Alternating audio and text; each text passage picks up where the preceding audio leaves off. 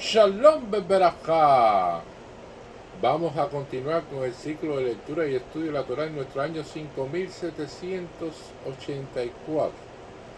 Hoy para allá Bear y vamos a continuar donde nos habíamos quedado el año pasado. Dice así: Beafarta lecha sheva shaveto shanin sheva pamim בחיו לך ימי שבע שבתו שנים תשע וארבעים שנה ועברת שופר תרועה בחודש השביעי ועשור לחודש ויום הכיפורים תביאו שופר בכל ארציכם וגייסתם אל שני 50 שנה וערבתם דרובה לכל יושבך יובל כי תהיה לכם בשעתי של אחוסתו וישל משפטו Tashuvun.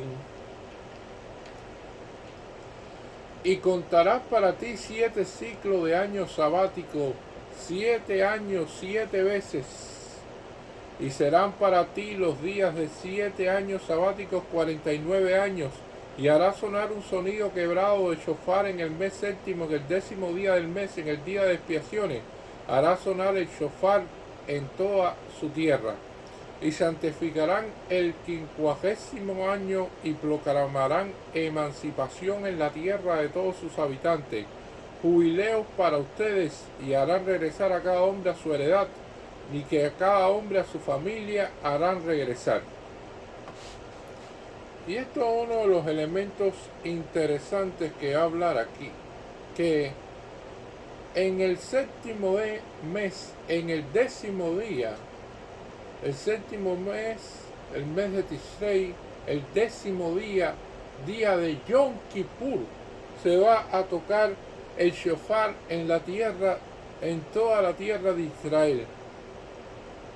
Y esto es una de las cuestiones interesantes, porque la tierra se vendía, pero en el año de Yobel, en el 50º año, cuando se cumplían los 7 ciclos completos del año de Shemitah, entonces esa tierra se recuperaba a los dueños originales de las tribus de Israel.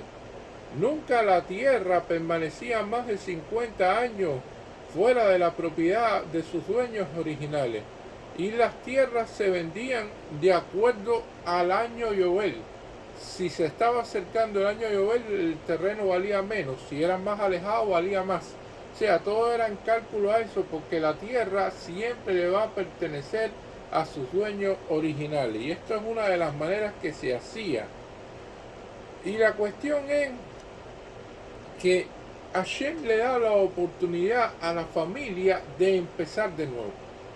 Hashem le da la oportunidad a la familia de decir: bueno, tuvimos un mal problema con nuestra situación económica, la cosecha no fue buena, la situación fue difícil, y entonces podemos vender el terreno, pero al final, si no lo recupera en ese momento la persona encargada de la familia, el hijo o el nieto lo recuperará, y esa familia volverá a tener ese terreno, y ese dinero mientras tanto le servirá para seguir manteniéndose. O sea, son elementos interesantes de cómo se ven todas estas cuestiones en el ciclo de vida que Hashem planificó para el pueblo de Israel. Pero además Yom Kippur también es un día de renovación, porque de ahí salimos limpios de todos los pecados y de todas las transgresiones que hemos hecho, y que podemos empezar de nuevo, un nuevo año para la vida, para la paz. O sea, toda una serie de cuestiones, amén y aquí razón, de que puedan tener la persona. Y esto es una de las cuestiones interesantes que vamos a ver aquí. Antes del año Yobel, evidentemente había mucho movimiento, porque era el retorno de la tierra. Todo eso se llevaba en un registro como tal, y se sabía que si esta tierra es de la tribu de Benjamín, la otra es de la tribu de Yehudá, la otra es de la tribu de Shimón, la otra es de la tribu de Zebulún. Entonces todos sabían de dónde pertenecían, a qué familia era esa parcela y cuándo tenían que recuperarla, sin costo alguno. La tierra recuperaba a sus dueños originales. Y era el shofar de la libertad, precisamente, el que se tocaba en toda la tierra de Israel. Y es uno de los shofares que estamos esperando también, el shofar del Moshiach, el shofar de la liberación como tal. Aquí lo dice claramente. Sonido de quebrado del shofar en el séptimo mes, en el 10º día, el día de la expiación, harán sonar el shofar en toda su tierra. Y santificarán el 50º año y proclamarán emancipación en la tierra de todos sus habitantes. O sea, ahí se encontraba la emancipación, la libertad, las personas lograban recuperar sus bienes. O sea, toda una serie de elementos que era importante durante ese año, y era un año Kodesh, un año sagrado, completamente el año. Ahora, una de las preguntas que hacen nuestros sabios durante este toque de shofar que se hacía en Yom Kippur: ¿es más importante el toque de shofar en Rosh Hashanah o es más importante este toque de shofar que estamos viendo aquí en el año Yoel? Para responder esa pregunta, nuestros sabios dicen: bueno, si Rosh Hashanah llega a caer en Shabbat, el shofar no se toca. Por eso Rosh Hashanah dura 2 días, inclusive en Israel.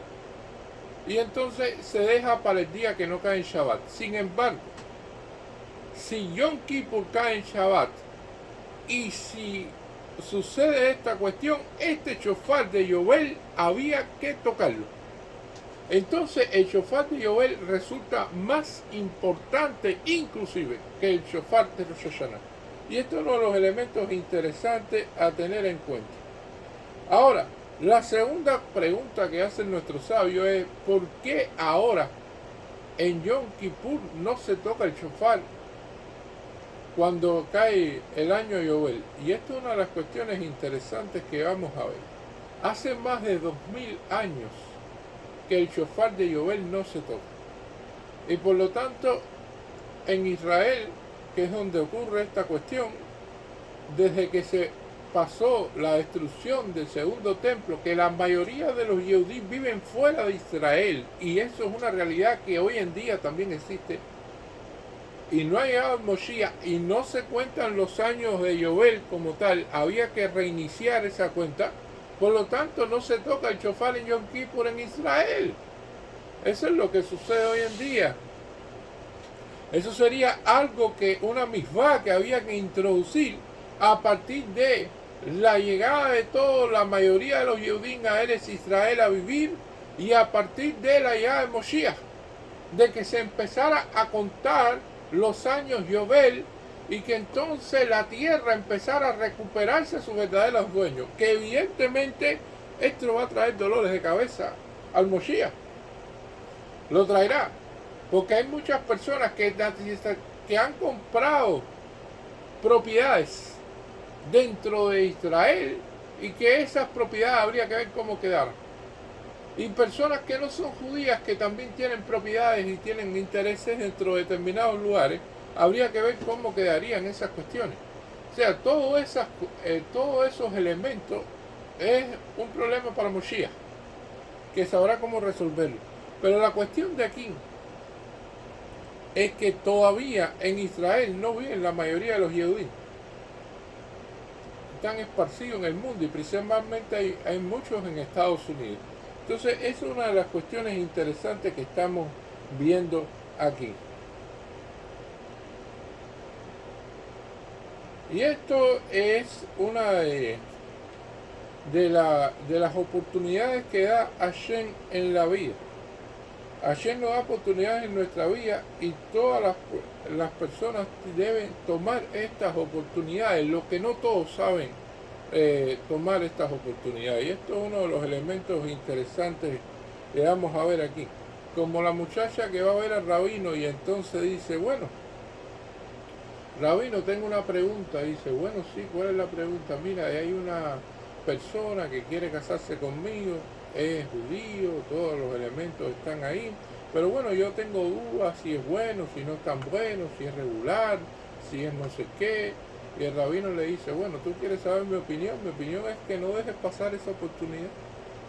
Mi opinión es que te cases, porque evidentemente esa es la oportunidad que Hashem te dio, eso es lo que Hashem te está en este momento trayendo, y esto no sabes porque no sabes si va a haber otra oportunidad sí. O sea, el rabino le establece esta cuestión como diciendo, si tú lo quieres, si estás enamorada, si es la cuestión esta, no tengas dudas con respecto a esto, es una pareja kasher y entonces por lo tanto pueden hacer kiddushin y pueden casarse y pueden establecer un hogar judío.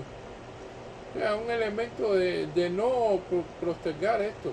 Hay gente que le gusta postergar las cosas y dicen, bueno, no, espérate que cuando yo tenga una posición económica mejor, o cuando yo pueda resolver esto, o cuando yo pueda resolver aquello, y quizás no pueda tener una posición económica mejor y a lo mejor no pueda resolver aquello otro. Porque no es las cosas que uno quiera, es las cosas que Hashem te mande. No es exactamente lo mismo. Y entonces la bendición te la están dando ahí, pero tú no lo puedes reconocer. Y es como la persona que está náufrago en una isla y entonces llega y le envían un salvavidas por un helicóptero y entonces la persona dice, bueno, ¿para qué yo quiero eso? Si mira eso, han dejado eso, yo no... Y después pasa un barco y tiene que nadar un poco para llegar al barco y el barco se detiene, pero no dice la persona, no, si no me traen un bote hasta aquí, yo no me voy. Y entonces después pasa un helicóptero y deja un pedazo de cuerda para que la persona suba a través del helicóptero y dice, no, si el helicóptero no aterriza aquí en la isla, yo tampoco me voy. Y entonces lo que hace en definitiva es que la persona después en la isla fallece. Y entonces cuando va a ver a Shen, le pregunta a Shen, bueno, ¿y por qué no me salvaste? Y dice, tú no viste todas las señales que te envié para salvarte, te mandé un salvavidas y no lo tomaste. Te puse un barco cerca para que nadaras hacia él y no nadaste. Te puse una soga con un helicóptero para que pudieras trepar y pudieras subir y salvarte y tampoco lo hiciste. Entonces al final, si no tomaste ninguna de las salvaciones que yo te di, entonces no tienes por qué quejarte porque sencillamente no tomaste las oportunidades que yo te di a ti. Y eso es lo que le sucede a mucha gente. La gente cree que va a tener a lo mejor una buena oportunidad ahora, pero a lo mejor en el futuro tiene una mejor. Y entonces Rabino le dice, no dejes pasar cada oportunidad. Y esto es una de las cuestiones que estamos viendo aquí. Desde la destrucción del segundo templo, no ha habido más años Yobel.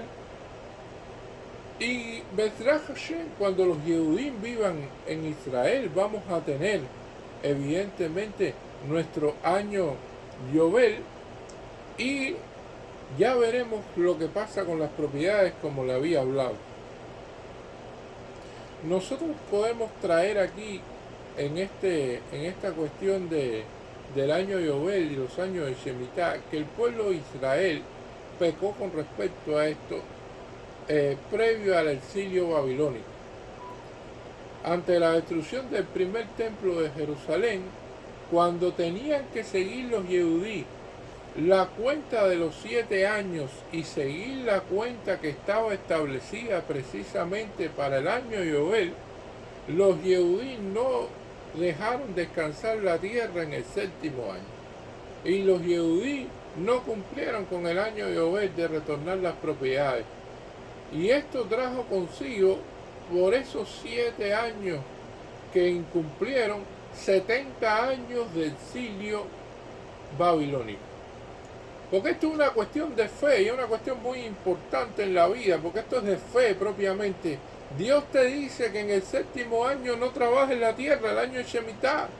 Y Dios te dice que cada 50 años el año es sagrado y es el año de la emancipación y en el cual las propiedades regresan también a los dueños. Entonces, tienes el año 49, que es un año que es del ciclo de los 7 años, y tienes el año 50 también que es sagrado. Y tienen características esos años en específico en el cual las personas en los años Shemitah no tienen que trabajar la tierra, tienen que dejar que la tierra solamente descanse y que los frutos que se dan es para todos, ni tan siquiera para el que le trabajaba la tierra. Porque ese año la tierra no tiene dueño.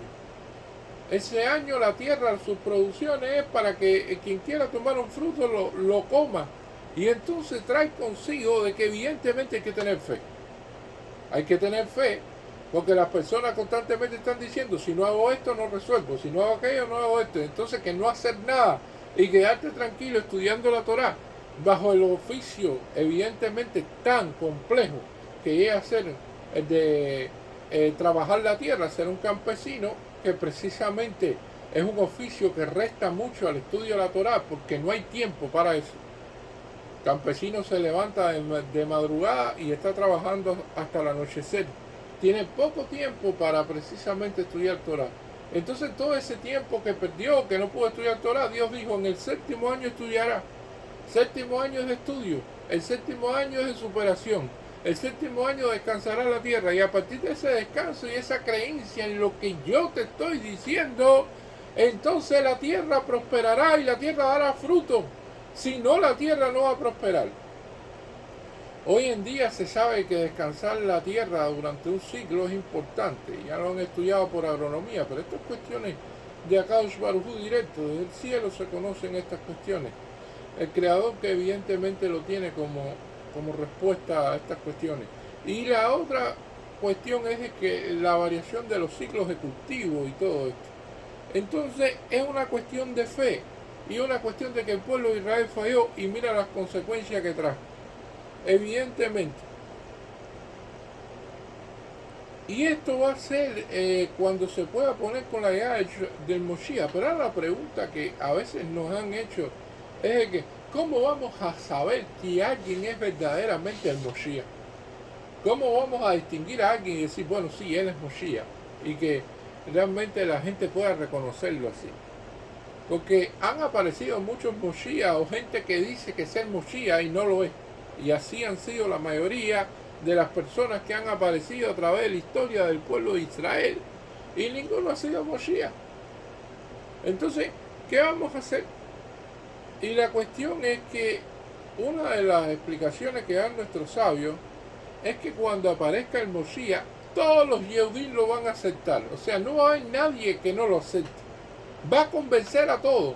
Eso significa que si la persona es religiosa, no es tan religiosa, si la persona es sefaradí, si es askenazí, si es taimaní, o sea, de donde sea el Yehudí, del background que tenga, lo va a aceptar como Moshiach. No importa. Precisamente. Y esto es una cuestión sumamente difícil. Y evidentemente si es así, sí va a ser Moshiach. Porque dentro del pueblo de Israel, ya lo dice este famoso chiste que se cuenta tanto. 2 judíos, 5 sinagogas. O un judío, 3 sinagogas.